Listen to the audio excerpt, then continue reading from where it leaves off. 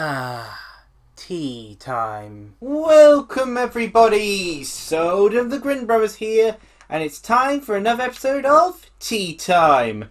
And as you may be able to see, I wasn't able to get a day off work for this Pokémon Direct that just came out.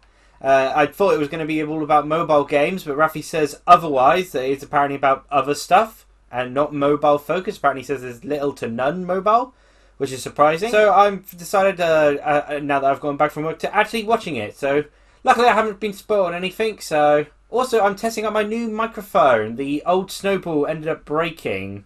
Oh, welcome to the Pokemon Direct. Oh, a lot of the audio is a bit delayed. Okay, so new game, or Rafi said there's a new something. Oh, Pokemon Diamond and Pearl remakes. Yeah, I could tell that by 2006 straight away. Oh no, Mystery Dungeon. Yeah, Mystery Dungeon. I didn't think they were making non-mobile spin-offs. Oh gosh, this brings back some memories. Admittedly, the best one was, of course, Explorers of Time. A remake? Oh my gosh, that was completely unexpected. And they remembered Bulbasaur exists. Pokemon Mystery Dungeon Rescue Team DX. Wow. That is so cool. Oh, they're different. Will there be any new Pokemon? Or yeah, that's a huge surprise. I mean, heck, I thought spin-offs would be stuck to mobile games. Like, they haven't been a proper spin-off since basically Pokken Tournament, and I guess technically the Pokken Tournament Deluxe port. I think ultimately the better one would have been just releasing Explorers of Time, more so, but oh well. Now they will gain a new life as a Nintendo Switch title. Interesting. Pokemon Mystery Dungeon Rescue Team DX. What date? Will be released March 6, 2020. What? That's really soon. Wow. Presentation. You'll be able to carry over your save data to I did not expect purchased, so please take this opportunity. I did not expect a Pokemon now, for the other topic, Direct to have any game that was coming out immediately. No idea why they pushed EV so much. Yeah, I'm so late to making this tea time sort of thing, but I haven't actually had time to make a new tea, so it's just regular English breakfast. To the Pokemon series, Pokemon Sword and Pokemon Shield, since their release last November. I have mixed opinions. And the Galar region is a vast one. Yeah, too bad we don't really get to explore too... Oh, yeah, well, to be fair, they show off two of the best trainers there, basically. We've been thinking about Bede and Opal were great. Oh, are you going to tell me that you were expecting people to pay after how much... Like, I like Sword and Shield, but they were a rush job. Such as Pokemon Platinum version or Pokemon Ultra Sun and Pokemon Ultra Moon. Yeah, and those work because you get to replay the adventure from the beginning of the improvement. I feel like they're trying to avoid the third game release problem, but I feel they kind of made a different problem instead. Like this, you know, like if I had an expansion pass, you know, the sort of new sort of update sort of thing, I'd want to be playing from the very start with it to be able to have the experiences early on, unless all these improvements are all post-game. I mean, from the looks of it there, they're making new, you know, adding back in a bunch of the older Pokemon. New little areas, yeah. Ah, Galarian forms, gosh darn it. I was still disappointed I couldn't give Nanka a proper braid, you know, like long flowing braid. Okay. Some new trainers. Bocker on it. Okay. Yeah, again, it feels like, you know, a lot of this sort of stuff is like, you know, if I were to be playing the game, I'd want to play it from the start, rather than it being, you know, going from an add-on point with it.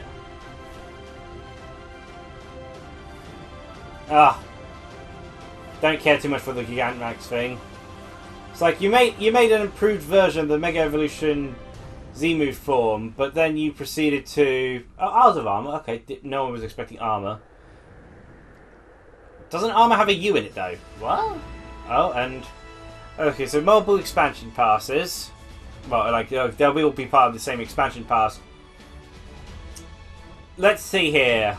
Yeah, I will definitely say I have no interest in getting an expansion pass. I don't play after the main story, pretty much. There's very few times I've ever played past the main story.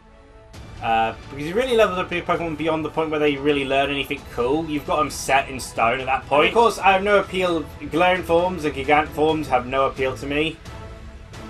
The areas look cool, but there's no reason to visit them. Earth is this? What?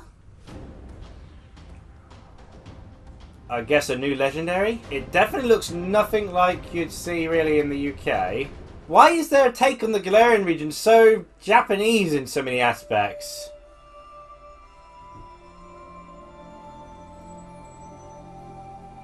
What? I mean, the deer is probably the closest thing. The problem with it is that the thing I was hoping for a new version is to fix the many problems in the base version of Sword and Shield. Like, most of the story.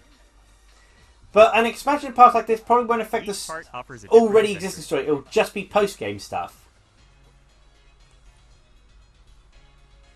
They look really cool. They look lovely. I'm Tawny from Game Freak. That's a guy, apparently. I don't think that I first saw him.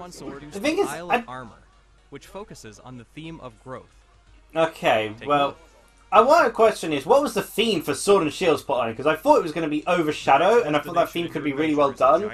But ultimately, nothing came of it. Okay, Dojo rather than Gym. And you'll take up an apprenticeship under the Pokemon trainer who runs it. This Hold is on. Mustard. Why Who will would the become point... your mentor? He's also the mentor of Champion Leon, who you probably know quite well.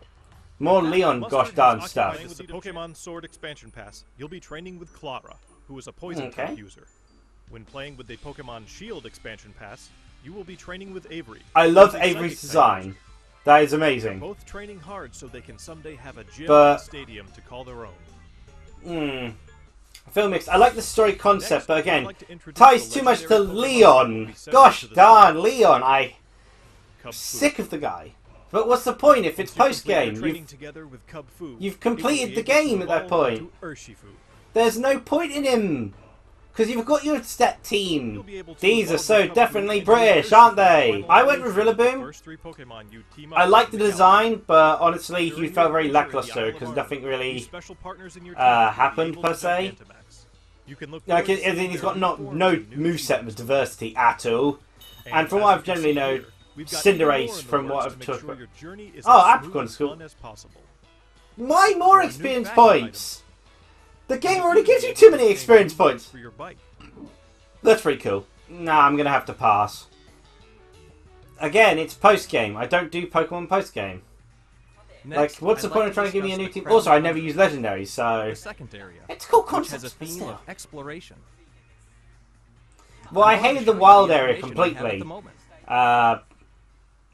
There was a few things I did like about it. The raid battles were cool and the technical records were cool, but otherwise I disliked wild area. So the idea of further exploration isn't very appealing to me, unless it's actually routes which are actually a decent size. With this area's theme of exploration, there will be plenty for you to uncover. You might find a strange temple where you least expect it, or maybe... Yeah, again, none of this is very British. It's all... I mean, most of it seems very Japanese, but I mean that sounds... That seems a bit more Indian, per se. Tundra. Gear up for adventure, and then head out to explore blizzard-swept fields, and even deep inside Pokemon. Problem is, they're trying to add on to a flawed game rather than fix the problems of the game. It's characterized Psychic Grass? Interesting. Get ready to so, Rio kind of gets destroyed when you see it. It's like a midget. The Crown Tundra will have a new form of co-op Oh! as well. That's really This cool. will allow you and friends to enter and explore Pokemon dens that exist underground in the Crown Tundra. Only Pokemon Deep dens. inside both areas are in fact seamless maps, much like the wild area you can already experience in the Galar region, where players are able to move around freely and control the camera. Of course, So, the thing I hate the most. So what's the pricing then? Because this is in place of a full other retail game. But it misses the problem of the full retail game being able to fix past problems. So, what's the planned pricing of this then? What did you think? Not interested. We at Game Freak are all working hard to bring you new content. Pokemon Mystery Dungeon has me interested. I may actually consider getting that. Having fun in the Galar region. Because that does look great. But how much expanded content will there be in a Game Boy Advance / DS remake? To be fair, it was barely a DS game, admittedly. There's nothing really on the DS version of Pokemon, the original Pokemon Mystery Dungeon, that put much above the Game Boy Advance version. To be fair, at least they are actually adding in the old Pokemon like fans were demanding. It wasn't too big of a loss for me, but... These updates will allow people who don't have the Pokemon Sword and Pokemon Shield expansion pass to obtain the Pokemon that appear on the Isle of Armor and in the Crown Tundra. Oh, that's really through other cool. means, such as trading. That's a pretty cool thing to have, Players so will also people be able to bring can at over least have access to the their Pokemon. names on Like, there's not really much point. I've already completed the There being will the also champion. be a I've software done update the going game. live shortly after this presentation. Oh? Once you've received the update, head to Wedgehurst Station. In Pokemon Oh? Sword, you'll encounter Clara, while in Pokemon Shield, you'll run into Avery.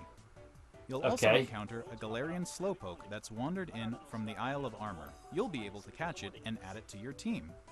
I'm not sure that's incentive enough. Today, Like, we've what finally would been happen able if I to played a show game you from the some of start, what we though? at Game Freak are hoping to achieve going forward. like, what would happen if I played from the start? Would I still encounter them We then? hope we've been able to get What you level is that excited for Slowpoke then? continuing Well, Everything there is to do. Me and Rafi plan to do a Grin Brothers playthrough We'll do our of best to develop Pokemon something Sword at that some everyone point. can enjoy. So Stay tuned that little for more Slowpoke updates thing, in the future. that Slowpoke thing should at least be somewhat different. My thanks to everyone from Game Freak. So that'll be interesting going through it the first time. Pokemon That is at available least for cheaper than pre-purchase what on it would be. Nintendo To be eShop fair, not. shortly after this presentation. It's cheaper than what would be obviously for a new You'll also game, be able to but access Nintendo. well, they are trying something different. I will give them that. Not a fan of what they're trying different though.